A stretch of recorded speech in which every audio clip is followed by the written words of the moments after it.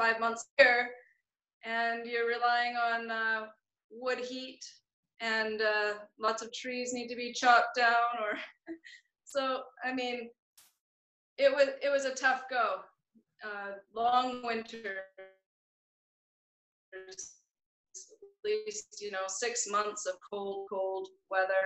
So I now I'm thought, living like a normal person I in thought, a regular house, paying rent. I thought in BC that it didn't really What get did you as think? cold. I thought it didn't really get as cold in BC. I thought you didn't really get as much snow or winter in BC.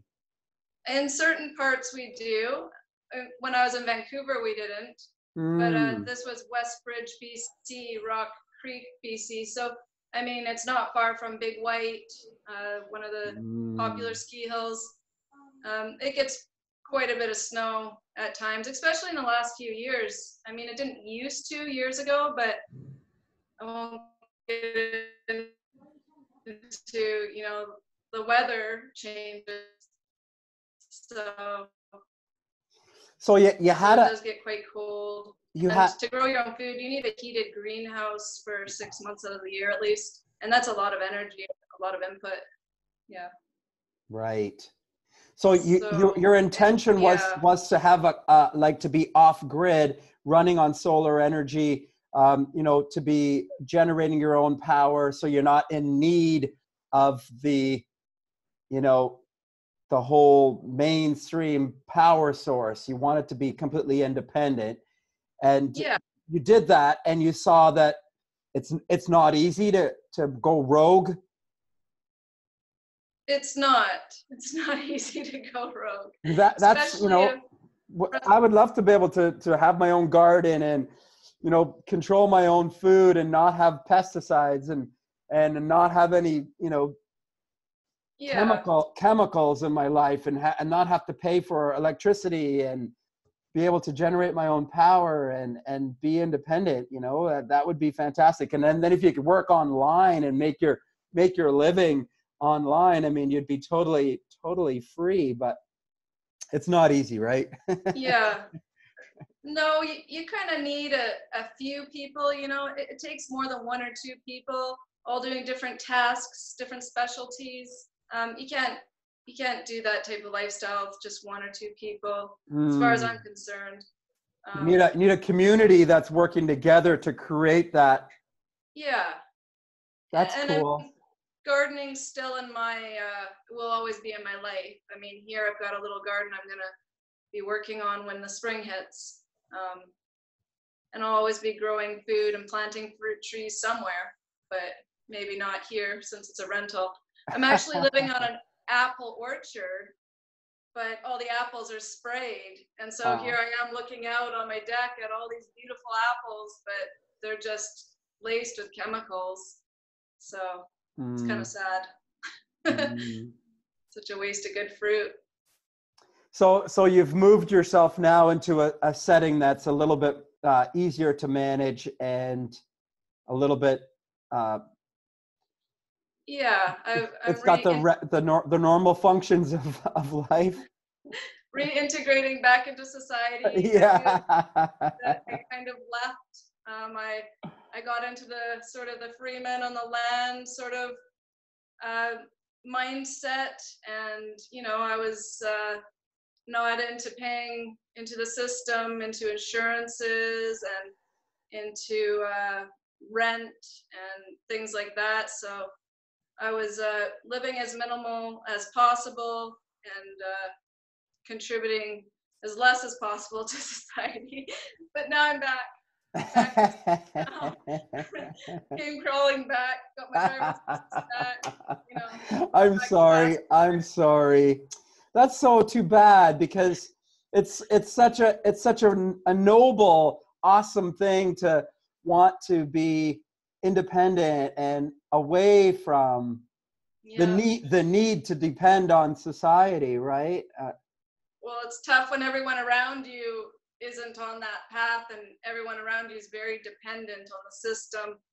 You tend to stand out, look a little strange, and it, I'm back in Osoyoos now, so it's a 45-minute drive from where I was. It's got, stores and gas stations. And last winter I was, anytime I had to go anywhere, it was a hour treacherous drive over some mountainous pass trying to get some groceries, because face it, if you Yeah, preserve your food, you're just eating frozen food all winter. So right. yeah. So the realities are tough. The realities of tough. Yeah, And you're still living on a fruit diet mostly? mostly. Right now, it's about 80% fruit. Yeah. Um, I follow the mucusless diet principles when I do want a meal, or when I'm not in what I call detoxification. But for the most part, right now, I'm doing a 48-hour meal plan where I have a mucusless meal every 48 hours. And so that's every second day. And then on the off day, it's a full out fruit day, or I fast, depending on how I feel. So today's my fruit day. I haven't eaten anything yet. I had a orange juice this morning, made my juicer, but that was it. So you'll have a day where you have a fruit day, and then the next day would be a mucusless meal. Yeah, in the evening. So I'll still start with fruit or a juice, and then about 5 o'clock I'll eat a meal. So you're eating a meal every other day, and then you're having just fruit or fruit juice during the day. Correct. For now. And in December, I plan to do juice fast to kick off Yeah, December. yeah. We And change as we go, and we yeah, evolve as we go. When we push ourselves a little deeper at times, and we get psyched up to go a little further, and then sometimes exactly. need to take a little break and rest again a little bit. And Yes. So I haven't traveled, or because I was so not into the societal. Anyways, I didn't have a passport for many years. I've just got that back, and I haven't traveled for over 5, 6 years. In January, I plan to go to Mexico and eat some fruit for a month. oh So wow, I'm very excited about that. that's so So cool. 1 month fruit fast there. Um, and then so far, I mean, when Christmas comes, your family is eating around you. You're gonna have to have a mucusless meal here and there. So yeah. That's cool. Typically eat with my family on the weekends, and that's just it's hard, Yeah. it's hard to manage cooked foods, and then when you're used to eating raw foods, and then you go into a taste of cooked foods, I find I don't manage myself very well, Yeah. and Well, that's why so I like having a plan, because I stick to this. So, I mean, for my mucusless meal, I'm having basically a big salad, might have a little steamed vegetables on top of that salad. Um, great, wonderful. and and then I'm full for, I mean, today, because I ate something last night, I'm good till tomorrow. So Hmm. I don't need anything. It's just the way I've trained my body over the years. So And I usually indulge with my family, like potatoes, maybe some pasta or something like that on the weekends, and then get back to it on Monday. And I find I just feel so much better when I'm not doing it. But then when it comes around to Friday, Saturday night again, yeah, and the family's indulging around me, I do feel the desire that I do want to, indulge with them. And then sometimes my son will be, hey, Dad, you want to split a bag of chips? Or, hey, Dad, you yeah, want to, and I feel kind of like, also not blaming it on my son, or blaming it on no, blaming it on the offer. I'm certainly not. yeah, I'm taking full responsibility for the choice, but I guess seeing it, smelling it, being around it, they're all doing it, and I also, as much as I do want to engage in it, I I don't want them. I don't want to come across too like it's rigid. wrong. Yeah, like I can't. You can't eat that. I don't want to. Yeah, I'm not yeah, sure. I'm not sure. Not sure where I draw the line and say, you know what, like that's just not right, and I should demonstrate that. Mm-hmm. Or if I should be, that's okay, son, and I do that with you too sometimes. I don't know if I should be easy or if I should be hard. I'm Yeah, because really, you're trying to set the right example and teach them yeah, the I right want to. way of living. It's got to be tough. Yeah. I'm not sure. I'm kind of torn, but I do find that I'm getting more and more certain that I do want to stay mucusless myself. Yeah. I'm Well, and I like the mucusless principles because in all reality, we can't erase a lifetime of bad habits within a year or two. I think it's going to take, a good 10 years, to be honest. So, I mean, I find myself when I stuck to mainly just fruits for over a year. hmm And it had its struggles, of course, and hmm its good times as well. It's like this.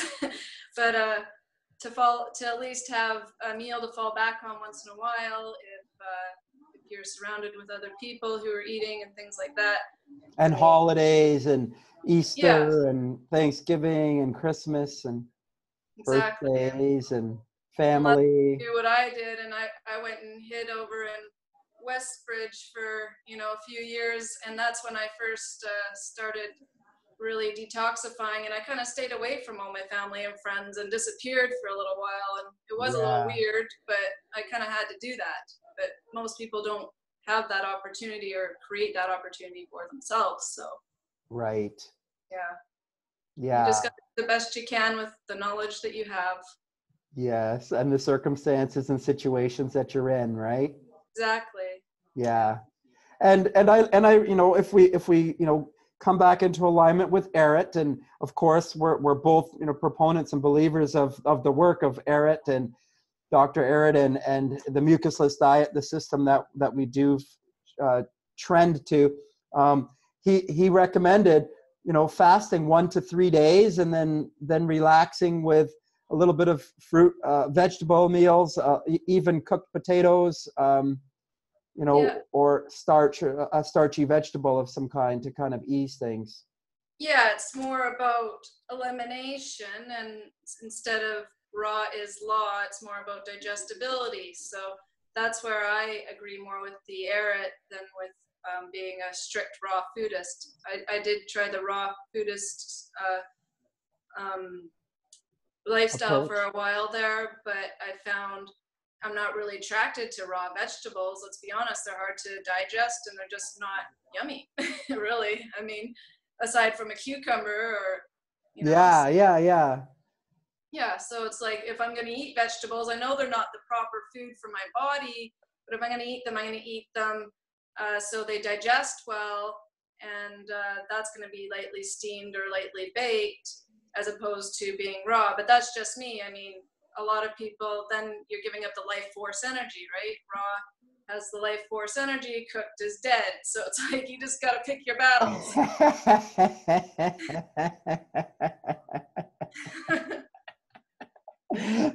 This is it, right? Like, I mean, raw Yeah. vegetables, broccoli and cauliflower, like,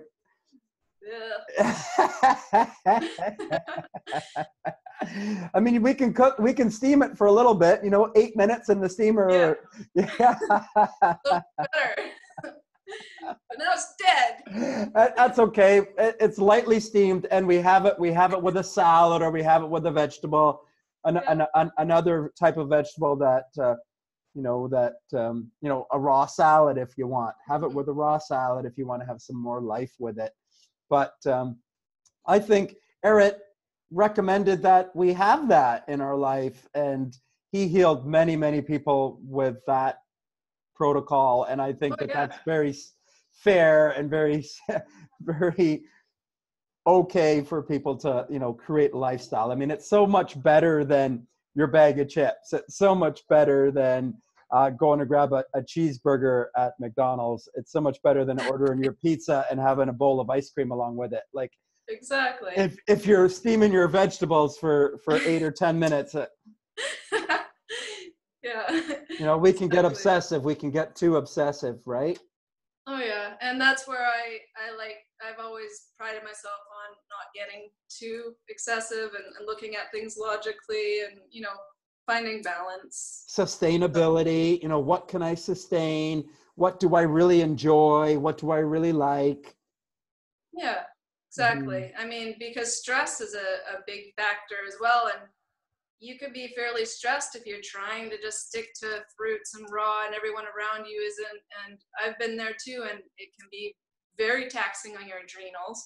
In fact, that can shut your adrenals down just like that when, you know, you could have had some steamed broccoli on top of a salad and felt relaxed that evening. So that, Yeah. I mean, there's a key one. You said, you know, let's bring in stress. Let's bring in, you know, some emotional stuff. Like, I don't think we've talked about that. You know, what role does stress or, you know, emotional things have um, in the detoxification process? I think we've always talked about the food, but you know, Mhm.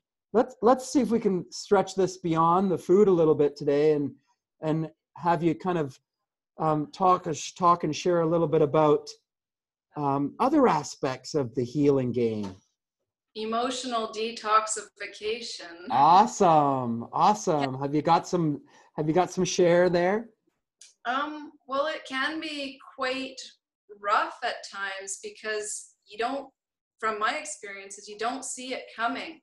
All of a sudden, these emotions from anywhere from anger to sadness to, I've also had periods of just laughing beyond control. Of course, that felt good, but you know, and basically for myself, this happened, you know, before I had people to talk to. This was over 4 years ago now. So basically, what I find is that you just need to be able to recognize it for what it is. If you're starting to feel anger, for example, you need to recognize it for what it is and step outside of yourself and to just deep breathing helps a lot. If you can learn how to properly breathe, just 10 breaths can really go a long way. Breath work. I think that's a big one, isn't it? Mm-hmm. And I did discover this maybe only about a year ago. Got into breath work, and I'm not heavily into it. I still need to explore, you know, breath work more and meditation and things. But I do take the time to take 10 deep, meaningful breaths at least every day. So, and I find Nice. it really helps. Nice. Yeah. Yeah, so I mean, emotional stuff. Joy comes out. Yeah. Happiness Exactly. comes out. Yeah, Yes. yes. Comes in Yeah. waves. Yes. And I think as we do raise up our vibrational energy by choosing higher vibrational foods, live foods, raw foods, fruits, which have those higher vibrational energies, we lift up our vibrational energies. And when we do lift up our vibrational energies, then we do find that emotional stuff starts to come out as well too. And so Yeah. that's Yeah. a part of it, right? Yeah, and our emotions and experiences that we experienced, say earlier on in life, whether it be trauma, abuse, anything that affected you kind of clings on to a lot of that mucus and toxins in your body. And as you detox, you can re-experience those feelings again, and it can kind of stir a lot up within your own being. And so you kind of need to be able to recognize it for what it is and be ready for it and know how to not affect those around you with it. So I like to, you know, go step outside, take some deep breaths and realize this is me. This is not to do with anybody else, and to take full responsibility and to recognize it for what it is and just move through it. So I mean, I've had a lot of liver issues in my family. I come from a long line of alcoholism and anger and just so a lot of my emotional detoxification, which began about 4 years ago, had a lot to do with liver and a lot of anger, which I am so grateful to not feel those feelings so much anymore, and definitely not as intense. It does take many years to work through, but wow, like if I could compare it to the way it was 4 years ago to now, it's like night and day. And I'm just so blessed to, I just feel so grateful every day to have this information and to have put in the work. I actually, you know, put in the work. So, and that's what it is. You got to put in the work, or each of us do. So. I like a few things you said there. You talked about one, the breath work. I really like that. I mean, we've got to oxygenate our bodies. That's a part of detoxification. That's a part of healing.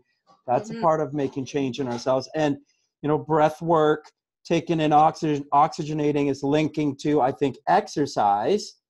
So exercise, a big part, I think, of healing as well, too, moving lymph around our body. And it doesn't have to be like a totally annihilation workout, you know, just getting out for a brisk walk, or getting out for some yoga and some breathing and some movement and some stretching, and just getting out in nature, going for a hike and collecting yourself that way, right? Yeah, I have a rule for myself, is that I need to do something physical every day. And I listen to my body. Some days, it's usually my fruit days actually. So I find lately I've been exercising every second day. And because it's so cold here, I haven't been getting out for that walk that I love. I've been inside on my rebounder or doing some light weights, but I try to do something physical every day. And if I don't really feel like exercising, I'll just do a short walk, you know, just as long as I've done something. I mean, There's got to be some movement. There's got to be some movement. Yeah. And if you're really hard up and you're detoxing and you're not feeling like exercising ever, where I went through a 6-month period where I didn't at all really exercise, I used that dry brush and some stretching. Really, I just, you know, get so the at lymph least you're moving. massaging your body and moving the lymph yourself, even manually. That's even and massage, getting a massage once a week if you can afford it, or if you have somebody around, things like that. Massage, wonderful. So some way of moving lymph around your body. This is a key aspect of healing, and exercise and breath work and oxygenating are also key aspects of the healing process. You mentioned mindfulness. You said you haven't explored that very much, but you recognize that has value. Mindfulness, just being present and aware of your situation. Yeah, I think that's, look at things rationally for what it is. Come to the moment. Be present. Yeah, I definitely agree with that, and I have a lot more exploration in that area to work on, and you know, that's an area you would like to grow in more. I would. Yeah, I've always known that meditation is in the cards for me. It's just I'm still not ready, I suppose. And that's funny, because that's where I came from. It seems like meditation was the first thing I did. Well, I mean, exercise was always there, but then meditation kind of, for whatever reason, came before knowledge of raw food, or like way before, for me, meditation started and spirituality started, you know, really young for me. And then, you know, the raw food and the nutrition came after, because I was so attached to the bodybuilding, like, Well, yeah, I've seen some of your videos actually from your earlier days. Oh my gosh. Wow, your transformation's incredible, I have to say. Like, you've been on quite the journey as well. So yeah, so I was really attached to all of that muscle and size and all of that protein thought. So, you know, I didn't come to the possibility of living on vegan nutrition or raw food nutrition until, you know, well into my 40s. And I like another thing that you said, gratitude. You talked about being grateful for, you know, even the anger or the negative situation that we've had in our life, or the negative experience that we had, or something that's happened in our past, or, you know, getting over some trauma that we've been through, right? Like, we've all had traumatic events, whether it's a relationship breakup or a financial cavalcade, or a health issue. seems like nobody's escaped some type of trauma. But the beautiful thing is, if you understand all the aspects of changing your diet and detoxifying, you can recognize it for what it is. It's almost a beautiful thing to witness it coming out of you, because you know once it's out, it's out. So that's an important one. I think we have to get to the root of those emotions. We need to bring them up and expose them to the light. Right, not be afraid. I mean, you Yeah. already went through it once, so what's another time? Basically, we have to walk backwards and undo all that we've done or in our lives. So We suppress it, right? it's just part of the process. Yes, we're afraid of it. We stuff it away. It's a part of ourself we don't like, potentially. So we tuck it away. We put it to bed. We just kind of ignore it. But then it gets to be trapped energy somewhere in our body. It can be in our digestion. Yeah. It can be in our lymphatic system. It can be physically in our muscular body as pain in the body. It could be a pain in the body. It can create health issues and get stuck in organs or glands and stop function. Poor energy. Yeah, and that's why hydration, I feel, is so important as well, because the more we hydrate, the more we loosen, and these toxins and whatnot can work their way out of you eventually, right? You need that hydration, and it doesn't just come from the water. It's coming from your diet. It's either hydrating you or it's dehydrating you. So that's how I look at my foods on my plate as well. It's like I try and have more hydration there than anything dehydrating. So. And what's the most hydrating food, Maria?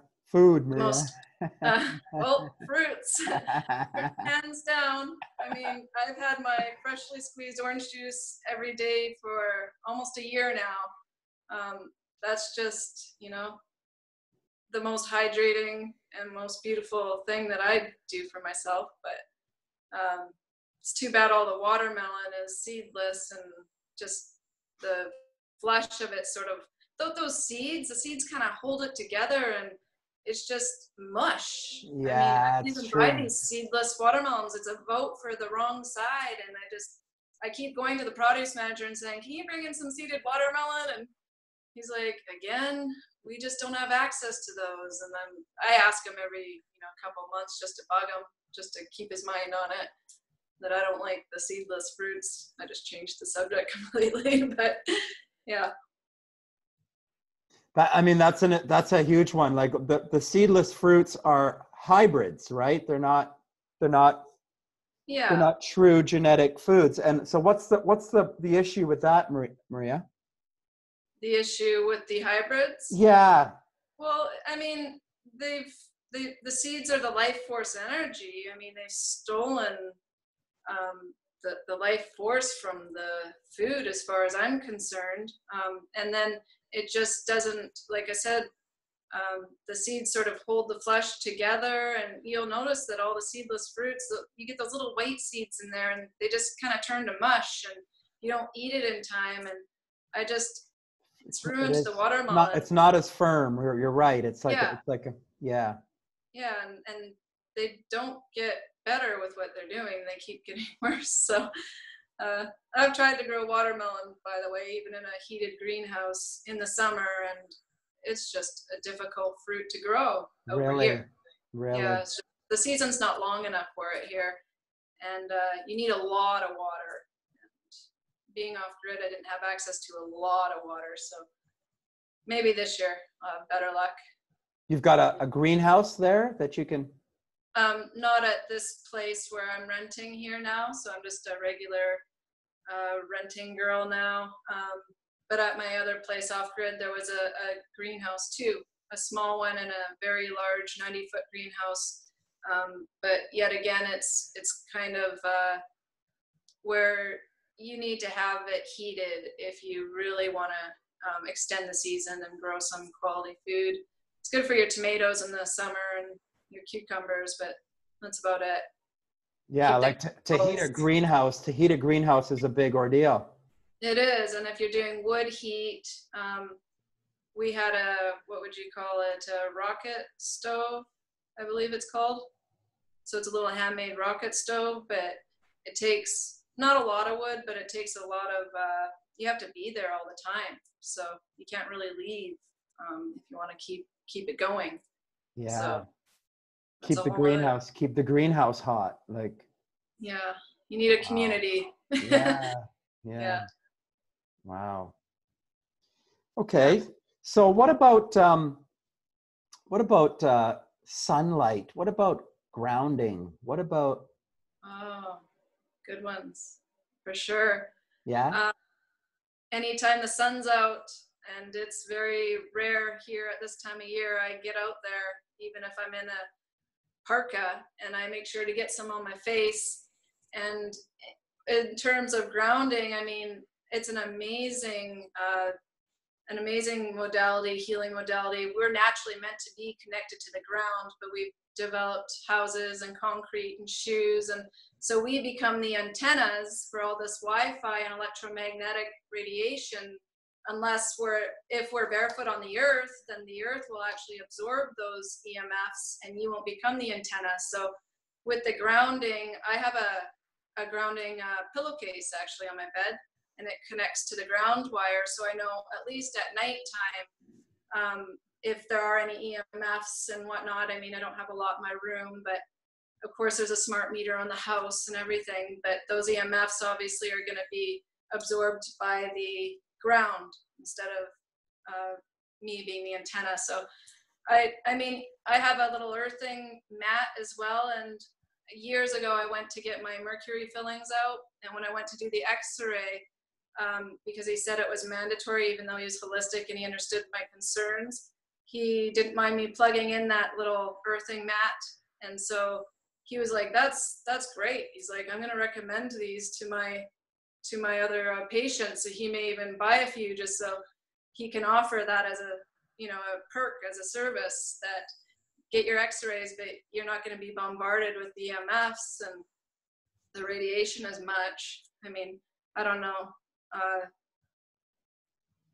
percentages and whatnot. Yeah. I use a grounding cable as well at night too. I just nice. created that to, have some way of connecting with the ground. Cause here in Canada, right? Like, yeah, it's cold. It's hard to ground like 5 months of the year. It's very hard to put your bare feet on the ground. It is, yeah.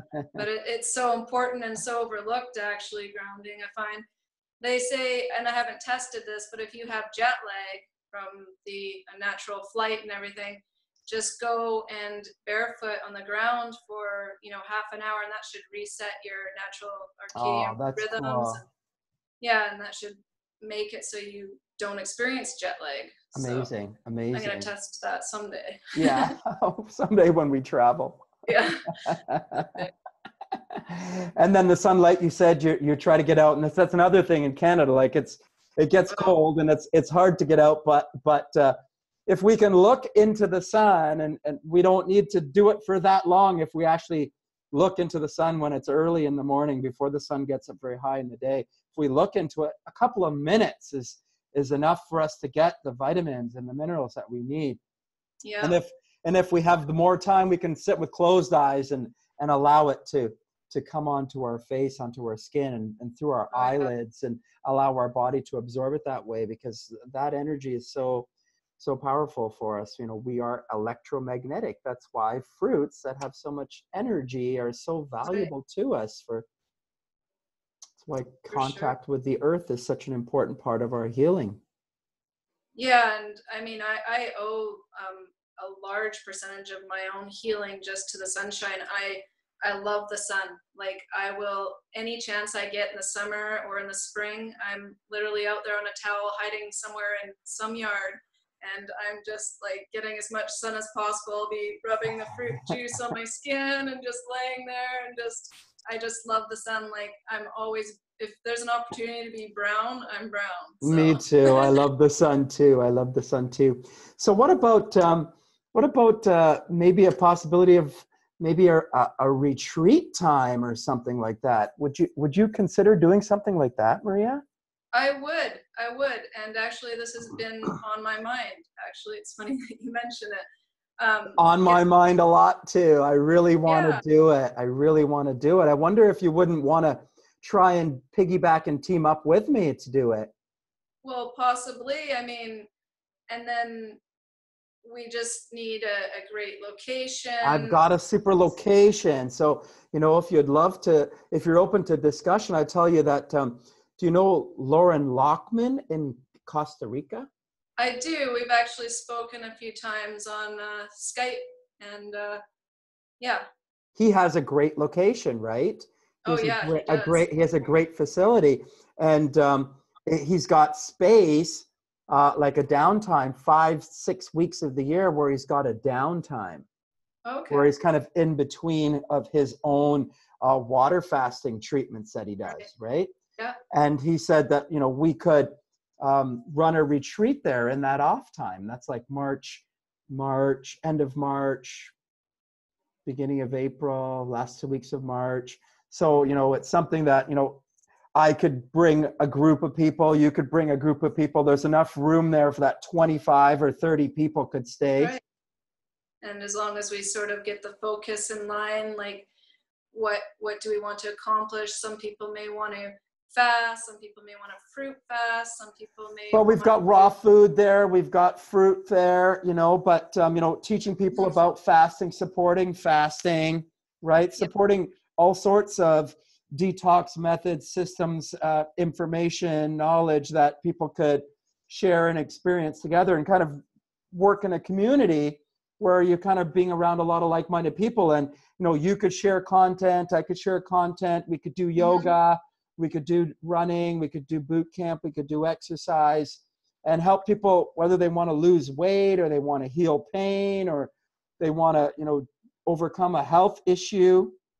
Yes, because these retreats are amazing because people just feel in their daily lives it's too hard to make those changes. But if they can remove themselves from their situation for a little while, pick up some knowledge, and then go back, they're a lot stronger and a lot more. Yeah, they're around other people that are sharing and living in that way, and they see how to live in that way.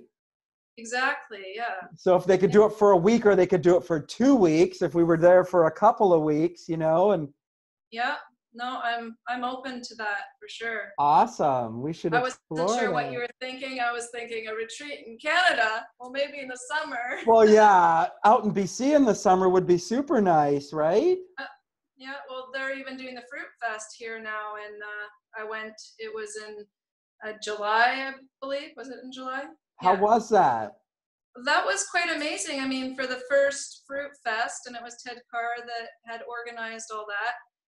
There was a lot of guest speakers that are, in the fruit movement, but I found there wasn't. It was Fruit Fest. There wasn't a lot of focus on actually speaking about fruit so much. There was a lot of talk about raw foods, juicing.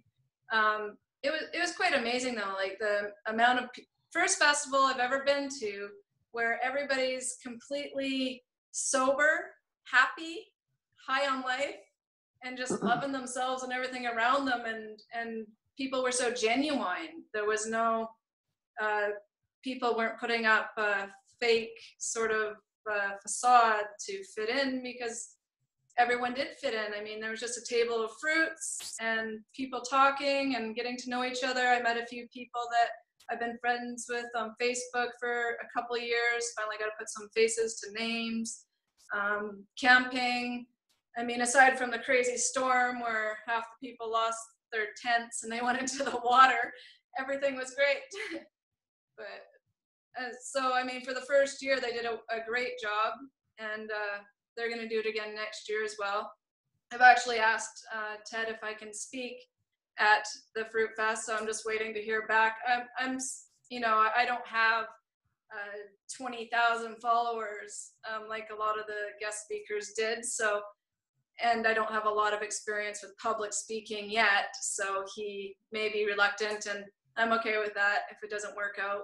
But it's worth a try, right? This is how we get out there, is just by, engaging in opportunities, reaching Yeah. out to each other, sharing in dialogue, learning, growing, and stretching ourselves, right?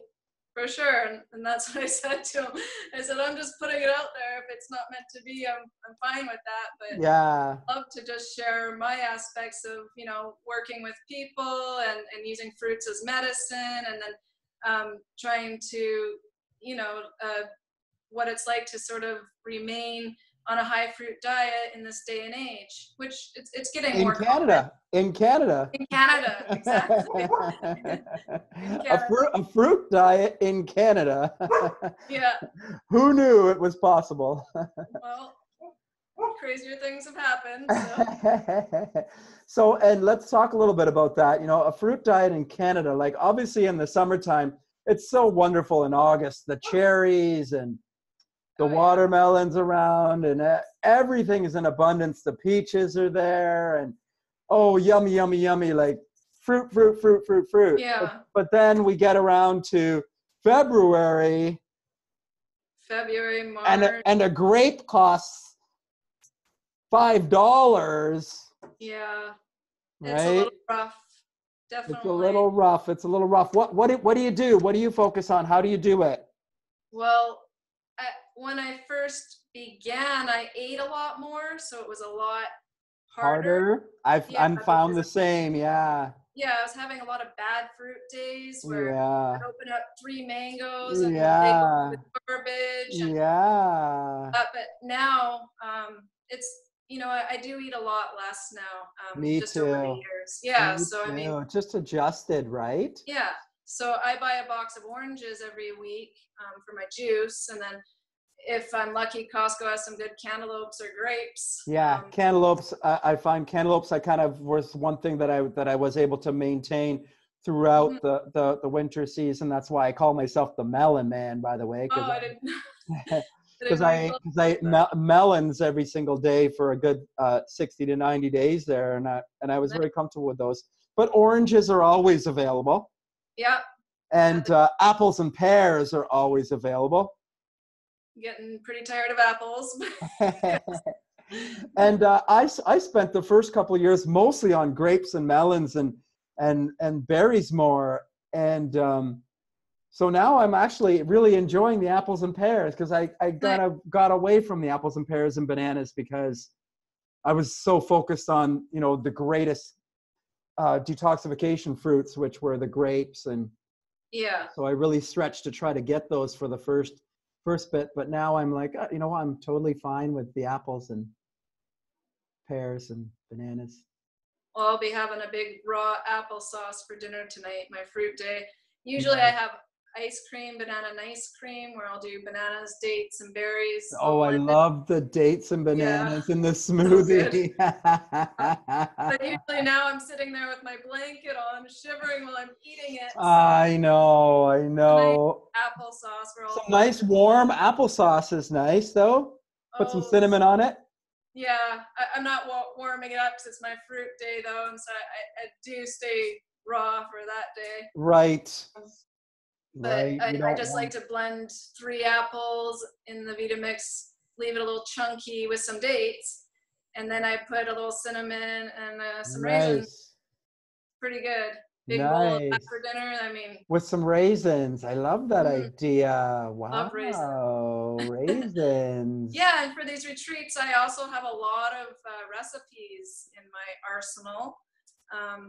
I'm definitely, because I have to offer them to a lot of clients that I work with, because a lot of, if they're really hard up and they're dealing with cancer, sure, they get onto a fruit diet right away, no questions asked. But if they're just dealing with, regular health issues that they can afford to take their time, it's generally a 6-month transition diet. So I've collected a lot of recipes and experimented a lot as well, which would be handy for a retreat to kind of help people along with the less mucus forming foods. And people just need to know what they can prepare, and if they have plans, then it's easier to stick to. Give people guides, give people guidelines, give people grocery lists, and show people how to prepare these meals, and let them see how yummy they are. Exactly. And because that's the big thing, they think, oh, I'll never be able to live without my potatoes or my rice or my pasta or my pizza.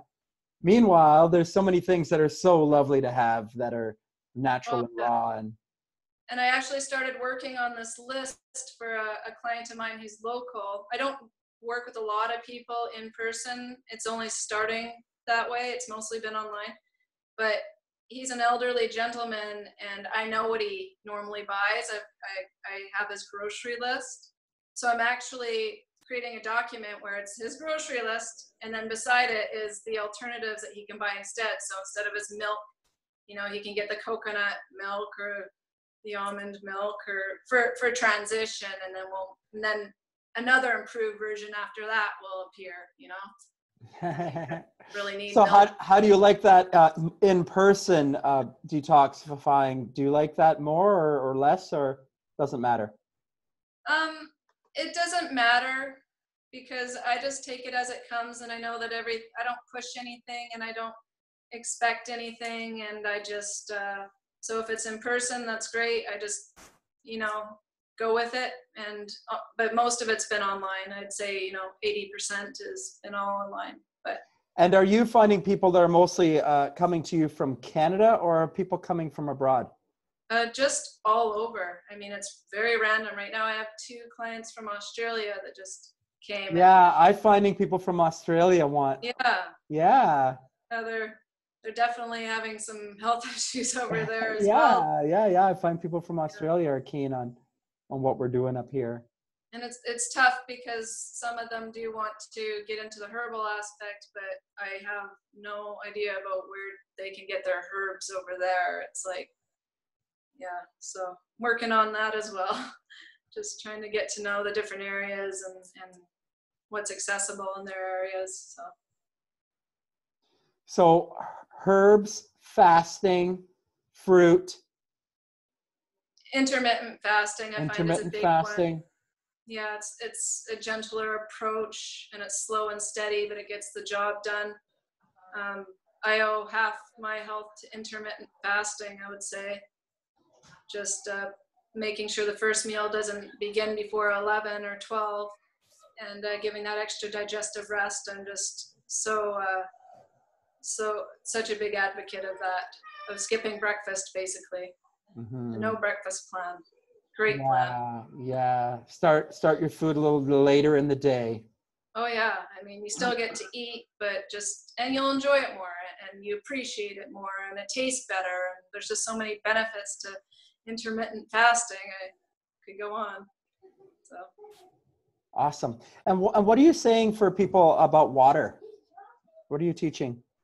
At this time, I've actually just obtained a water distiller. And because I was off grid and I did trust my water down there, I knew where it was coming from. It was from the well, but it didn't have any chemicals added to it, and I could filter that. And anyways, it didn't smell. But since I've been here back in society, I'm using the tap water, the city tap water, and it smells. And they say they don't fluorinate it. They say they don't add anything to it, but they do. Oh, I yeah. can smell it. There's something in there. So I just got a water distiller, and Cool. finally drinking some water again, because I wasn't even drinking water for the first month here because it was either bottled water, grocery store water, or the tap water. And so I was just getting my water, of course, from my fruits and my orange juice, and I wasn't drinking water at all. But now I can make my teas, because I like to have a herbal tea once in a while, every second day. And now I'm drinking a glass of water with some lemon in it here and there. So I'm feeling good about drinking water again. It's distilled. It's nothing. Nice, I don't rely nice. on water for hydration though. So hydration comes from where? From the diet, of course, from the water-rich, high watery foods such as the fruits, your cucumbers, your raw foods, your salads, your greens. That's it. We get our hydration from food, and water's a great way to clean the body, cleanse the body. And Yeah. So you're a proponent then of distilled water, are you? I am now, yeah. It took a bit of research, a bit of looking into, and then just feeling it. Yeah. Myself, once Just breaking up a little bit there, Maria. Could you repeat that? Could you I repeat mean, that? Hello? it's breaking up. Yeah, yeah. Yeah, yeah. So Could you say that again? I'm a big fan of the distilled water so far. Yeah. I mean, it's been a month. But for clients that are just beginning, they've got a lot of waste in their bodies. And so they need to drink a little more water than somebody. Yes, I agree. I agree. So I think it's a great source of cleansing and detoxification, especially for that first 6 months or a year, maybe even, right? Yeah. Yeah, And water then waste removal, sort of. right. Yeah. Right. And then if you'd like to shift more to, focusing on your fruit for your hydration, I think great. Yeah. Mm-hmm. Awesome. I love it. I'm glad that we got a chance to chat today. That's the way to go. It's got to take. Sorry, you were breaking up. Yeah, we're losing our connection a little bit. But I'm going to say that we've been at it for about an hour now, and I don't want to go over our time, just because I think that discourages people from watching us. But I'm glad that we talked a little bit about the possibility of working together on a retreat, because I'm really open to that, to doing something with you on that and working together if we could. So hopefully we can explore that a little bit more, like something, two Canadians coming together to do something would be wonderful. Yeah. We will. It's been in the cards. I've known this for a while, so I'm excited. I want to get involved in that. And if it's not this year, then let's look forward to even, the year after, just because I know it's kind of short now. Like March is only 4 months away. Yeah. It's not a lot of promotion time, but I'll have to touch base with Lauren again. Kind of lost contact. Round them up. Tell them that you want to do something with John, and let's do something together, because I think we should do it together. Sounds good. Okay. Well, thank you for having me again. I'm glad you made the time. Yeah. Thanks, Maria. Thanks. See you. Have a good one. Bye. Ciao.